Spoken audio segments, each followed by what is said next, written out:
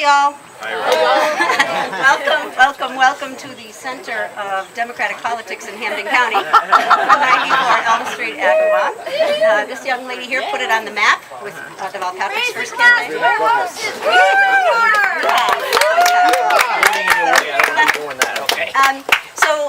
I'm Pat Carney, and I am the vice chair now of the Ward 6 Democratic Committee in Springfield, former chair, but I am on my way. Oops, sorry, thank you. Maurice is giving me instructions.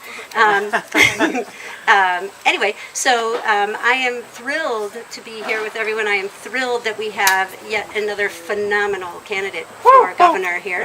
And, and as you can see, things are heating up for the campaign.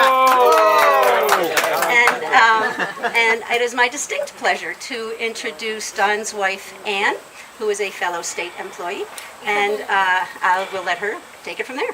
Bravo! Bravo! Bravo! Proud to be with another state employee. So I'm Ann Berwick, I'm Don's wife. And when Don first said he was thinking of running for governor, I was worried because of the invasion of our privacy. I've known Don since we were lab partners in a biology class freshman year of college. And even though I had concerns about his running for governor, I've been a big fan ever since then. And he is just as honest and smart and compassionate and frankly inspiring as he appears. And also, he is a real feminist.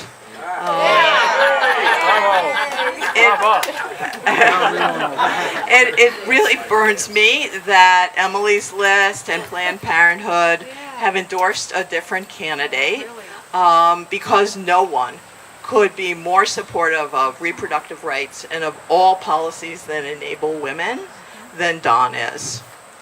But there's a really important difference between him and other candidates who also may be feminists, and that is that he can really get things done. So when he started the 100,000 Lives campaign, the campaign at the Institute for Healthcare Improvement to save 100,000 lives, everyone said it couldn't be done, but it succeeded. And he says that when he's governor, he will end homelessness and cut addiction by 50%. Yeah. And from other candidates, that would be campaign rhetoric. And from Don, it is real. And also, he's a very serious environmentalist, which is extremely important to me. There's another thing he can get done, which is to beat Charlie Baker. So, Don is the candidate with absolutely the best shot at Charlie Baker. And I know some of you are thinking, well, that's his wife. But it's also what the Boston Globe said yesterday. So several months ago, I heard somebody say there are two types of voters in this election: those who know Don, and those who support Don, and those who haven't met him yet. Yes. And Don has hugely enlarged that first group, and now it is your job in the days remaining to Tuesday to convince everybody you know to support Don and to vote on Tuesday. So I've introduced Don a number of times in this campaign, and every single time I do it, it feels like an honor and a privilege. So here, I'm proud to say, is my husband, who I now enthusiastically support for governor, and who's going to tell you why he should be and will be the next governor of Massachusetts.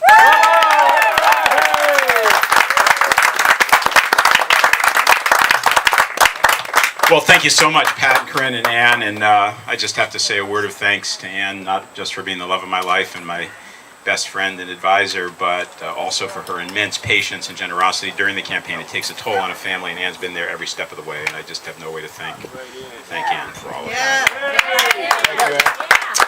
I also have no way to thank you adequately. The outpouring of energy, the support on the grassroots level that I feel from so many of you here who've been with me for months and months and months. I mean, I hope you all run for governor sometime. It's quite an experience to get this amount of incredible heart and love and generosity. I just don't know how to thank you.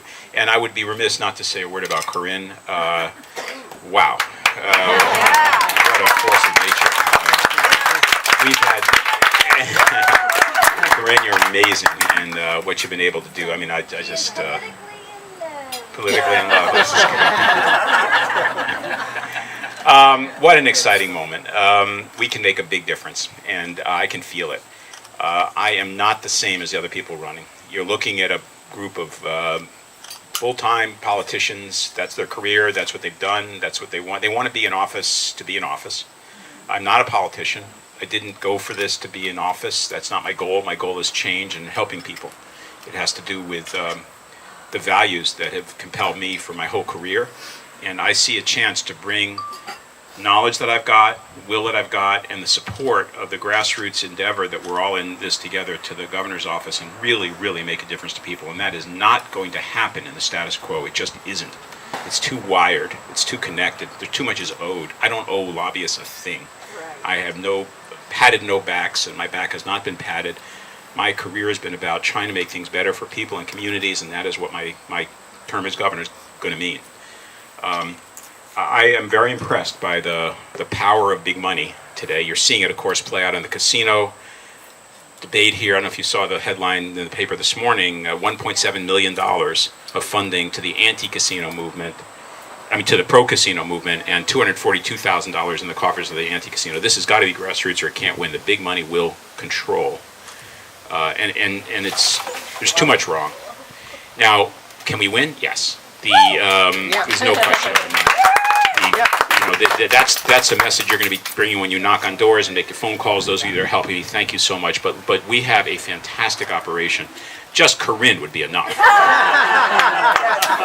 But we're going farther than that for extra safety. So we have the largest volunteer cadre in the state. Our field force is unbelievable. Shanique is here, and you get people like Shanique. Where are you, Shanique? Working hard for you. So I'm so proud of this field force. 80,000 doors being knocked on this weekend, hundreds of thousands of phone contacts. The voters have woken up.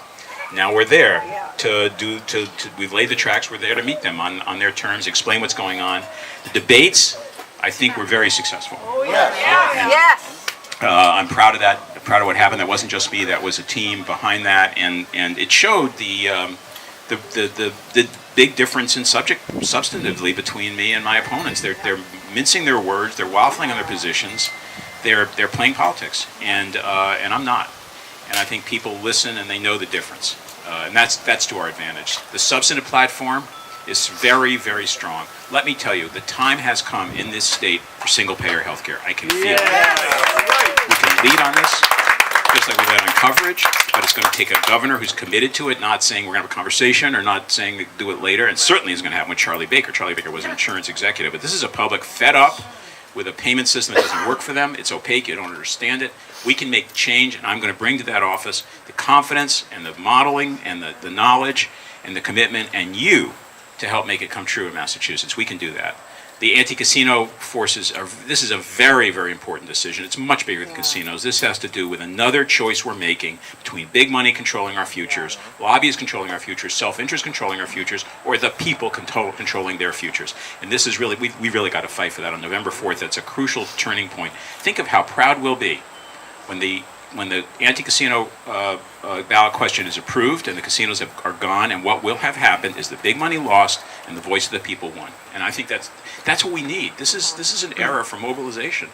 So it's a good time. It's a good time. We're up on TV with a nice ad, that the last one with those kids. Kind of fun. Those were great kids. We can do that because of you also, because of the fundraising success. You can't do that without money. And we have knocked the socks off fundraising in the past 6 months, more than that.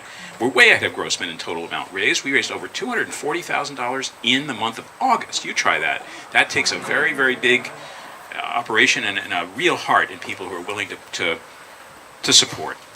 So it's going to be a great day. September 9th, which is, by the way, also my birthday. So you get a two for Happy birthday! Thanks, Maurice. It's going to be really fun. I'm really looking forward to it. You've got a lot of hard work to do, though. Between now and then, there's still work to do. Those doors, those phones, the turf cut that you've got to help me with, and those of you who will help, thank you so much for what you've done. Thank you equally for what you're about to do in the next few days. Now, when you're working as hard as you are, I know you got to know why. If you can't touch base with the purpose of what you're doing, you lose heart. And I want to go back to that point. Where do you find the energy to do this? Why are you doing this? Why am I doing this? And I remind myself, for me as a candidate, it's relatively easy because you're reminded every single day by the people you meet and, frankly, the trouble you see. We're in an environment of increasing inequality, and that's not just a phrase and it's not just a number, it's the faces of people. I was at Rosie's Place in downtown Boston, the battered women's shelter, to meet 50 of their residents. As I walked into the room, a woman came up to me. I didn't know her. She gave me this card. It was in an envelope. The envelope said, "Don't forget me." That was what the envelope said. And here is what her card said. "When you are elected, remember us." It said, "Boston homeless artist, Julie Fulham, remember us." Now, the thing is, that's not by any means the only time that's happened. On the contrary, this is a regular event for me. To be somewhere and someone comes up to me and pulls my sleeve and says, "Don't forget me. Please don't forget me." It is geographic.